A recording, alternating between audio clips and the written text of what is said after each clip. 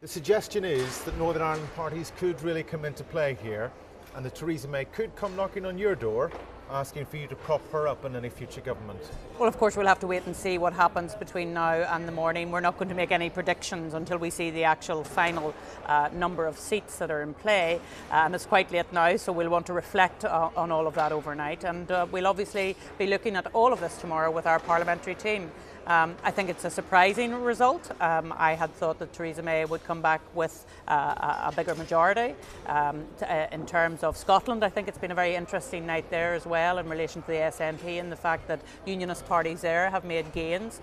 So we'll want to reflect on everything that has happened overnight and to see the whole national picture. Okay, but taking all of that into account and waiting to see the results, you must be rubbing your hands together thinking that she may be knocking on your door. Well, we will always do, as we always say, what's right in the best interests of the people of Northern Ireland. That's always been our strapline. It's always been the reality. It was in the last Parliament, as you know, between 2015 and just in April past. That was always what we looked for, what was best for Northern Ireland, and that's what we'll be looking for again. Okay, but the deputy leader of your party and the party's Westminster leader, Nigel Dodd, said in his acceptance speech, or his election speech this evening, that his party would make its presence known at Westminster. What can we read into that? Well, we always make our presence known at Westminster, and now there's probably an opportunity to make it even more known at Westminster. We did have a lot of influence in the past, and we will have influence again in the future. If that is the case, and we've heard this phrase used time and time again over this election campaign and indeed the Assembly election campaign recently,